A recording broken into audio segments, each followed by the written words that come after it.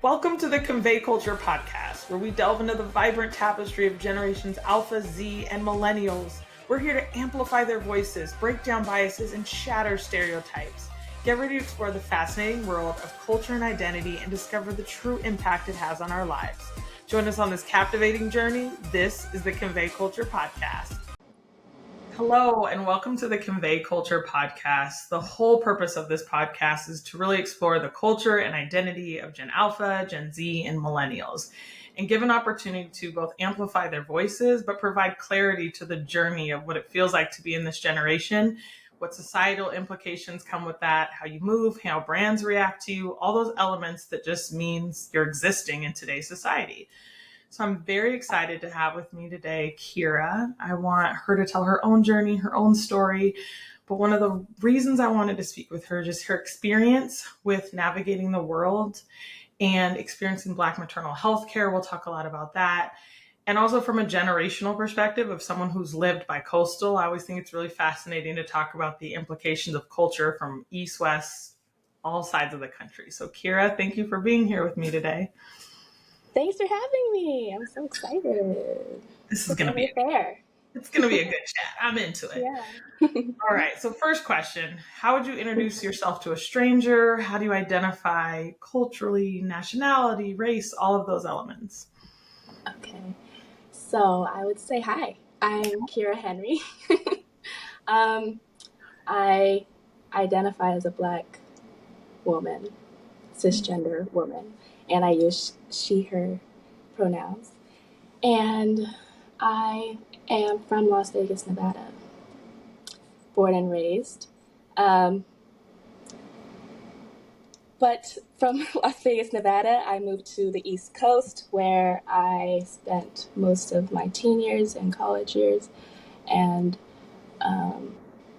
now I'm living in DC, about to move back to Las Vegas. This is just my life story now. And I'm going back to school to study midwifery for Black maternal health. So, and we'll get into that. I think that might be how I introduce myself. I don't know. I would say all of that. I feel like that's good. That is a whole span of who you are. Yeah. I want to get into Black maternal health. I like a lot of things. Yeah, I like things. What else are you into? I like herbs. I love nature. I love dogs. I love my family. Yeah. I love the mountains. And I like tea. See, me too. Tea is, I collect teapots, and tea is like the ceremony of tea I love so much. Me too. Now, we both were cousins, so we share this Costa Rican heritage. How much does that play into, like, there's times where I identify as Afro-Latina, and then there's times where I just am like, I'm a Black woman, and this is how I want to exist in this space. How much does that culture have any influence on you? I feel like it has a lot more than I think I'm aware of, honestly. And I think that gets into just by way of, like, I know it's in me because I know I act certain ways. I act like grandmother. I talk like grandmother. I honestly do. Same. In a lot of ways. Do you feel it though? Like, I feel her come out of my mouth sometimes, and I'm like, where did that come from? Like, where? Yeah. And she's have a heavy influence on us. It's all over. It's all over. So I think a lot of ways. But of course, I don't speak Spanish. I don't, have a place that I go back to Costa Rica, and I'm like, that's, my home. Except when I did go back there, like last year or something, I went to the Caribbean side, and I felt, near Limon, where grandmother's from, and I felt like people look like me, and like for the first time, like the facial structures and stuff. So, that I definitely connect with, but I feel like there's a lot of information I'm probably missing as well. That influence. I know I always want to soak up as much of our history and the food, and you feel it when you come to dinner with us. Like, the food is different than you would have in maybe other Black homes. So you feel it in the food, I think, in the dancing. But I agree. I'm always trying to grow into that. The dancing. Yeah. It's a lot of pressure too. I'm like, I don't know how to salsa that well, but it's a lot of pressure in the family. Yeah, but it's just fun. It's enjoyable. You enjoy it for a reason. So It is. I love the happiness of it. Now, you have an interesting, I remember younger and you were off at, should I describe it as boarding school? Yeah. You made that kind of very independent decision. How did you make that decision at such a young age? How was that experience? Well, I was really academically motivated, as I say. Like, Mhm. I don't know, I was just really driven into academics because it was an escape, I think, from other stressors happening. Yeah. Honestly, like my parents were getting divorced. It was just really stressful. Like middle school is an Yeah. emotional time. It's very emotional. So I was really into my academics. I had a really good group of friends, and I had another friend, Sage, who was also looking at boarding school, and we just applied and we went online. It looked like a great time. So, and it was a great time.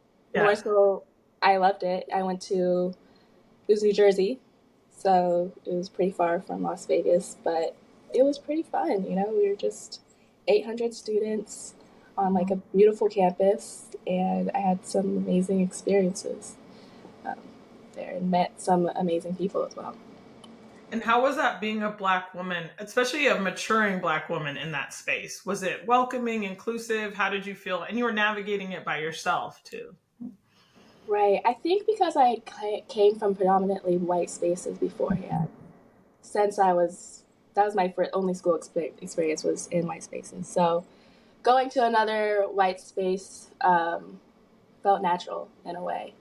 Um, and not natural, but it felt, Yeah, I felt used to it. I was not unfamiliar at all. I know exactly what you mean.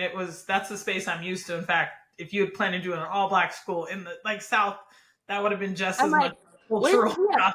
we have different I know. experiences, really have different experiences. But yeah, so that was cool. And I really actually got really into my Black identity there. I like joined it was the ABC Alliance, but it was BSU, Black Student Union, basically. Alliance of Black Cultures there. But I was like really into it. I was the president for 2 years, and we pushed some stuff. We like challenged the administration on their commitment to diversity, inclusion, to belonging in like real tangible ways. So in the curriculum, in the staff, in the way that they handle conflict, in the way that they're choosing which students um, succeed, honestly, in that school. But yeah, so that was a really, really great time. I, And then you I decided to stay and go to college, right? On the East yeah, Coast too? Yeah. yeah. I went to GW, not the same experience. Majored in communications. Um, but yeah, that was just a different experience. I don't know. Yeah. DC is cool. Oh It's yeah. a it's a unique area, especially coming from Vegas. Very different from Vegas. So definitely unique experience on the East Coast too. Now, you talked about you majored in communication, and I love hearing people's majors and then what they're passionate about because the overlap tends to be rare in a lot of cases. So I'm curious on communications, but then your primary career focus has been Black maternal health care. So what drove your initial passion for that? What kind of pulled you into that space? We're clear. I mean, the statistics around Black maternal health care are abysmal. Like you could fly to another country and get better care as a Black woman than you can anywhere in the US. And wealth has no bearing on it. It is not, from Serena Williams to your everyday woman who's kind of going and experiencing it, wealth has no bearing. It really is just a factor that's really tied to being a Black woman. So what pulled you into that area of expertise? Of Black maternal health. Mm-hmm. So communication, I think it just makes the world go round. That's why I got into it. I feel like it could be applied to anything. I really didn't know it was about media and like marketing. I didn't know that was, I thought it was just communication. So I was in communication. I also did a minor in sociocultural anthropology. So I was just like really into people, I think. And then Black maternal health. Yeah, the statistics, the reality of it, I am really aware of, I think. That, especially with my dad being in the healthcare industry and just having a really close look at what is actually going down on a day-to-day basis, and then you just hear repeated stories of of negligence, I'll say, but But yeah, it's honestly this, I think I'm just passionate about like justice, I would say. Um, and at this point, I'm passionate about creating systems and working in a way that's productive towards a solution, towards solutions, I should say. In this space. It is Yeah. hard because this idea that Black women are now becoming one of the most educated groups in America, and you're building independence and you're building wealth, but to know that you don't have advocates in a space where you want to be safe is terrifying, right? As someone who's had 3 children, every time we went, if I didn't have a husband who was in healthcare who knew how to advocate for me, there's a lot of situations where my life would have been in danger. And so, but not every woman has that expertise or someone to advocate for them. So in your space, you're really considering and amplifying midwifery as one of those solutions to kind of support. So how does that journey into midwifery start for you? Well, how does the journey into midwifery start for me? In what way? What do you mean? Like, In how what did way, I meaning get? like what got you passionate? Because that's an intimate space to be in, right? I don't think everyone is automatically, not everyone has the heart for that, right? So what drove your passion to kind of be in that space specifically? Well, I mean, I was really interested in birth specifically, like from a young age. I was always watching like those TLC shows, like I Didn't Know I Was Pregnant and like the doctor ones. And then I was going to see births with my dad Yeah. at Oh, like that's 8 or right. 9, 10 years old. Like I went to 3 C-sections, which is crazy. But Yeah. I did. And I was just really into birth. But I think I got it. And I honestly was saying back then, I Yeah. was like, I want to be a hippie OB-GYN Yeah. because I was so just like into it. I was like, this is just so dope. I was like, welcoming a baby into the world to me at that point was just super cool. But I got into it now, reconnected with it, I guess, now because um,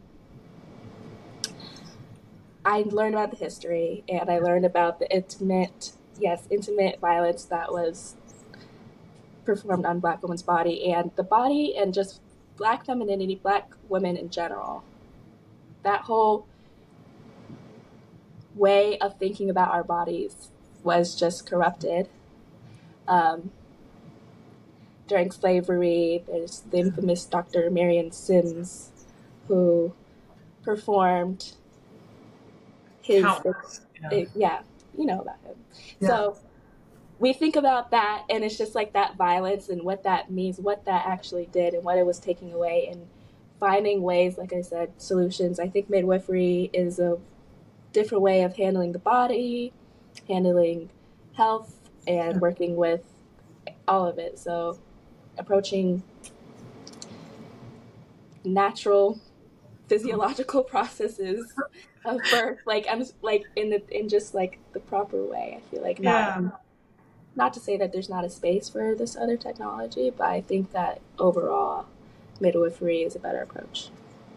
I love that. And I think if you had access to it, that's the other thing is access. Because for example, in Oregon, there's probably tons of access to midwives, but then there's cultural relevance that I also think has to come into the healthcare space.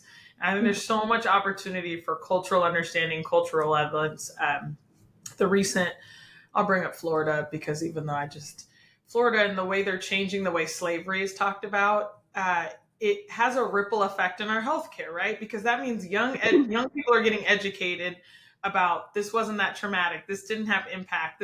So they're not understanding the systematic disparities that impact Black maternal health care, that impact healthcare in general. They're like, if everything's equal, but then they're still holding on to societal stereotypes about Black women. So it's this dangerous mix of lack of information on history and continuation of systematic issues that I think drives our problems in healthcare.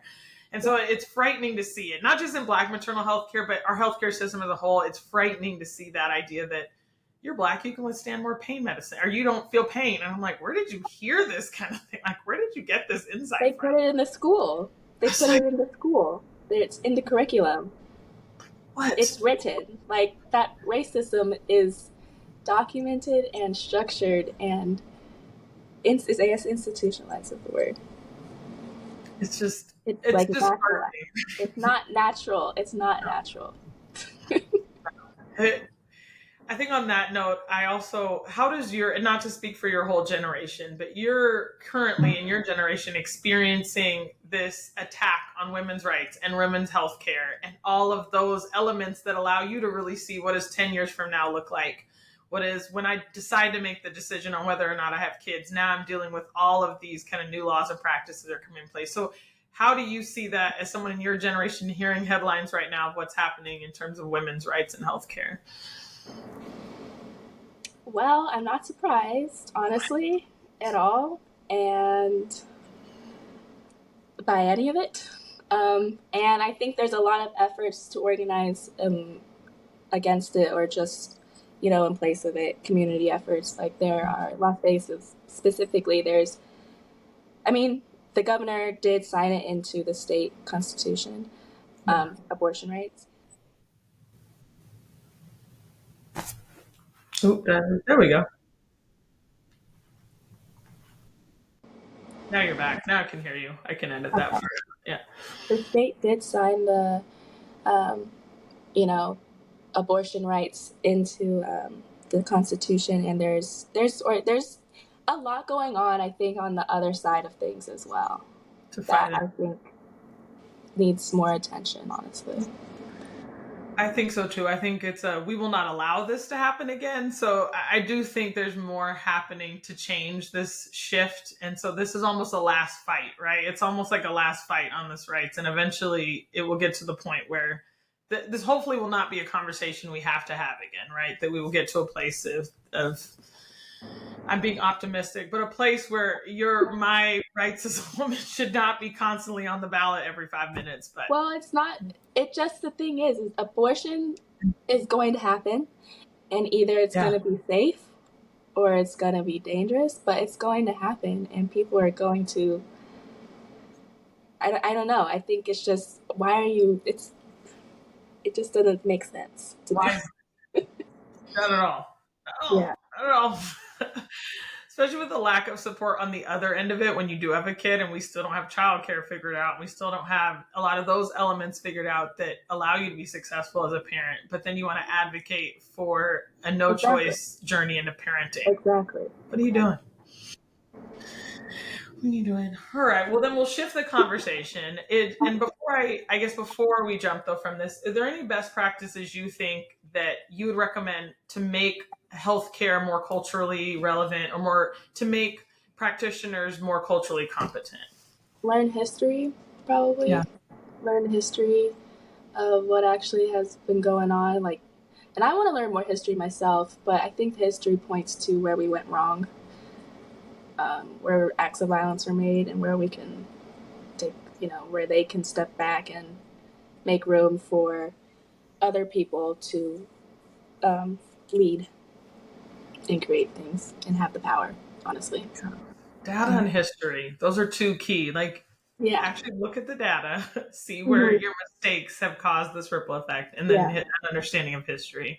Yeah, I think see it as a systemic thing. I don't think the technological, small advances that I think the way that we're using it it's wrong.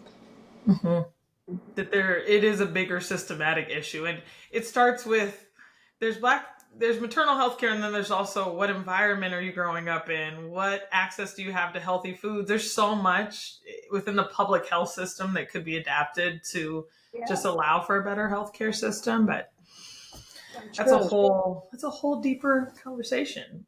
Okay, we'll take it to a little bit of a lighter level, and we'll talk potentially I'll talk a little bit about representation in media. So when was a time you really felt seen in media or in a show or in something that you felt, this is a moment where I felt seen in something? I'm a light-skinned, curly-haired woman, so I feel like I've been seen. You feel seen? Yeah, I feel seen. I feel seen. Good. I wouldn't argue that point, actually. I do think there isn't a particular, to that point, actually, there's a fairly decent amount of representation in that space. So. I on Tumblr and Instagram is where I feel like I was getting my media growing up mostly. Mm-hmm. And like, yeah, maybe my hair a little bigger than what was going on, but like, yeah, there's some light skins on there. Yeah. I know. Pretty much. We're talking about, like, I was watching Insecure, and that was one of the first times in probably media where I was like, wait, Oh my this, gosh, I love her. yeah, it felt Yeah. relatable. It felt the fashion, the way things moved, the dialogue, it felt like I felt seen in a show. And I think, honestly, I look back and I'm like, I think that's one of the first times where I felt seen. That is such And a great show. isn't it? Issa Yeah. Rae, like, continue your trajectory of winning. Everything you're putting out, I'm enjoying tremendously. Capricorn. Yes. All right. I know that Capricorn energy. I'm like, more of that. Although she was on the Barbie movie tour and was like, I don't even like pink. And I was like, oh, but I really do. So I felt, I was like, That's funny. the fact she's Barbie, I'm gonna let her pass. It's true. So you talked a little about social media. What's your favorite ways to consume, and how much does social media have an influence on you? I like social media a lot. I like Twitter for this like special like there's specific people I think are smart on Twitter and I like their ideas. Instagram, honestly, is pretty boring to me these days. TikTok is just super fun. I don't post a lot though. That's the thing, and I feel like that's a personal thing. I want to get out of my shell and like start posting and like being active in there again. But yeah, Twitter and TikTok are the most fun for me for sure. TikTok's algorithm must be just Yeah. diamonds because they give me what I want. Like, it's almost like you open the app and it, like, oh, is this what mood you're in today? You're in the mood for really cute puppy videos? I got you. You're in the mood for black hair care? I got you. Like, something about their algorithm is Yeah. Exactly. delivering exactly what I think need. they listen to you. I'm sure they do. But you know what? Sometimes I'm like, with That's brand the thing. privacy, what do you These want? algorithms are interesting. They are. They're terrifying, but at the same time, I do like a convenience of an algorithm that knows me and knows what I want. So it's like, I know. It's amazing. it's like, what is your name? Mhm. How do you think within kind of your generation or even for yourself, you're kind of redefining what success looks like for you? Or do you feel a pressure to even like, I need to be successful? What is your relationship to that? Honestly, the first thing that came to mind was the fact that our economy is in a worse state right now than the Great Depression. Like, so I'm like, How do you want oh, me to be successful in this environment? well. But yeah, and then it's like, internal happiness. So, building strong, healthy communities Yeah. with like my own community is the idea of success, and I think that has a lot to do with my family. Um, so I don't know. It's a complicated Right? question. What does success look like? Where do you see when you aspire to something within your generation? Like, do you feel like the rules of success are changing? Like, does it mean owning a house and having a car and da-da? Like, does it mean being able to kind of move about and have a freedom? And like, I'm finding people's notions of success are changing quite a bit. Oh, I don't know. Personally, I want to have my own house Yeah. and be able to travel as well. Yeah. Because the thing is, that I'm like, there's so much. There's a way to make all of it accessible. I feel like travel and just good experiences and nutrition. I think there's a way to make all of it accessible. Um, so I think that would be an idea of success for me is like having access, but it's like I don't like the at what cost, like Yeah. yeah, that's the thing. It Because of is. course you want to like go travel, and Do live this whatever and own. amazing I want experience. it all. Give me a laundry list. I want to be an awesome Yeah, mom. I want to own a house. I Yeah. don't see why not. I don't see why not because it's all good stuff. But the way that the systems work right now is not conducive to like I don't know. It's not good. Yeah, I do feel like when you travel outside the country, there's times when you experience like a different way that we see work culture.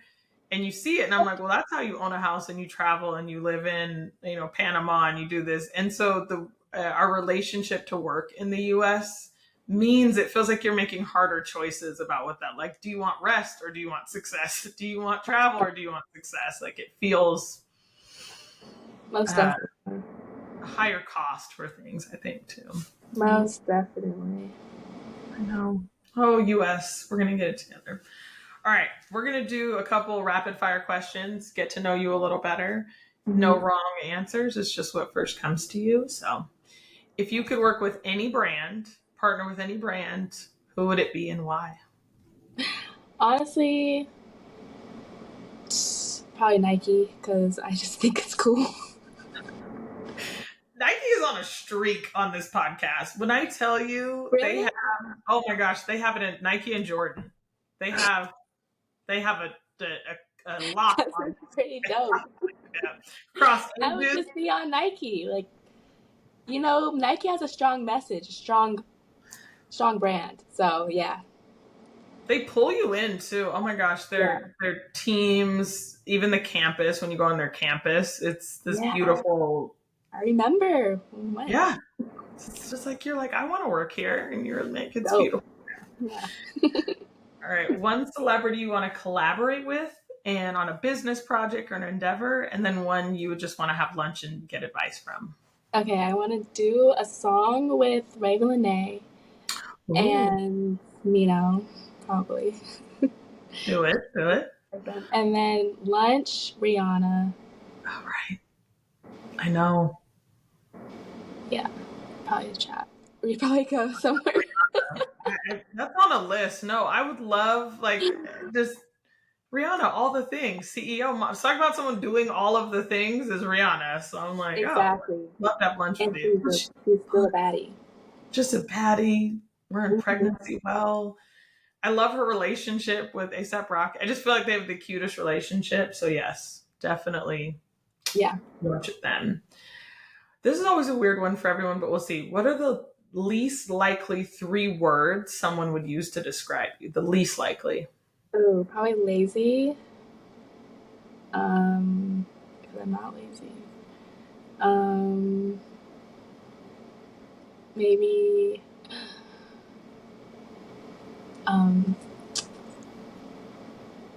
conservative. And maybe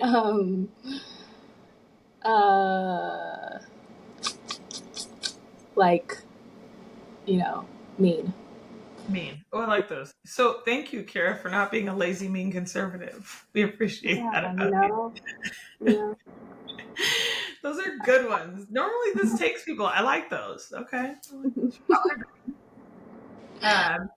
If you devoted, I think we know this, but it can be broader than this. If you devoted your life to a social impact cause, what would it be and why? Probably birth and protect Black maternal health. Yeah. If you could, like, develop your dream of what that looks like, what does that look like? Your ideal business, your ideal consultancy, however that works, what would that look like? Kind of your ideal. Well, it would probably be me working as a midwife in like a birth center that offers like full spectrum care, women's care, women's wellness care. Like, yeah, probably something on that. Family care, honestly. Yeah. Just have my own. But the thing is I know physicians cannot own their own clinics. Right. Yeah, but you could have that be a mobile business, or you have a center where they meet. Yeah, there's a way. I like that vision. We're putting it out in the universe that's the vision you have for the future. Love that. Yeah. All right, you have $300 to spend on something selfish. You're not buying something for someone else. It's just, you get to spend it on just you. What are you buying? What's your splurge? Oh, $300. It's a weird number, but yeah. Yeah. I think I might get some shoes. Yeah. Might get some shoes. Some nice. Again, Nike has a stronghold. People are like, Jordans. Like, everyone came on here and said Jordans, and I was like, yeah, feels like right on price. Yeah, a plane ticket. I'm like, I'm not gonna go that far. You know, a meal, that's like a really expensive meal. I don't think I need that. So probably some shoes or something. Yeah. I agree.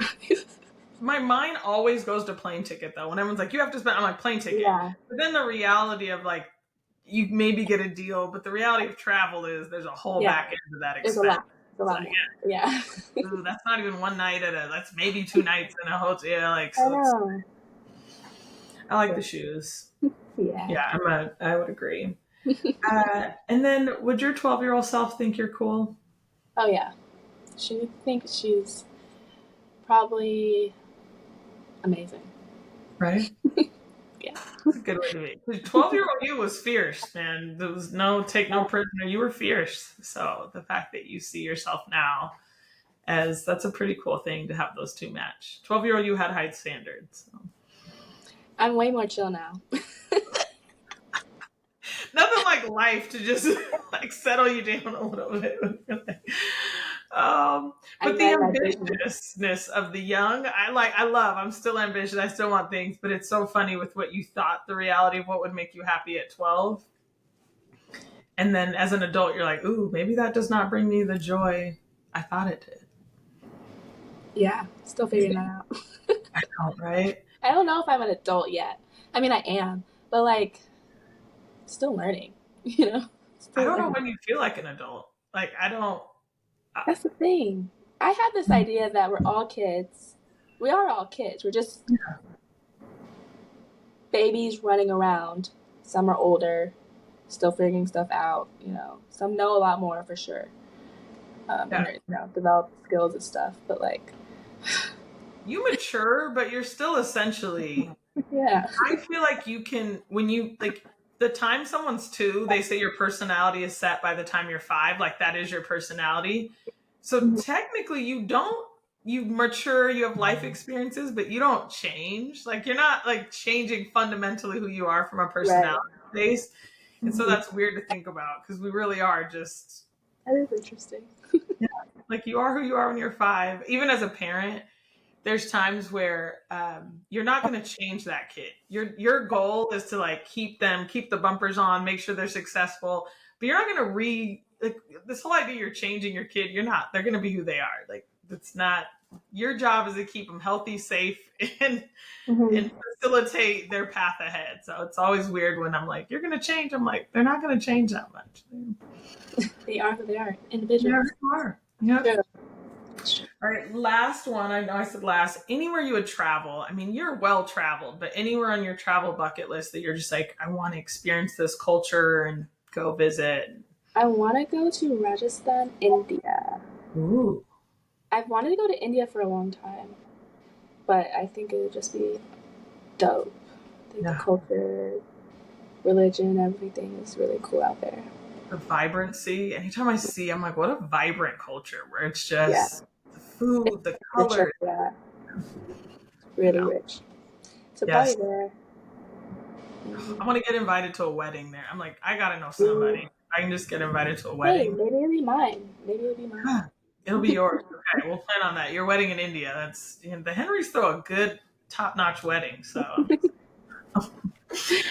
so. All right. Anything you want to share about where to follow you? Anything coming ahead that you're like, hey, something's not really. I'm going back to school.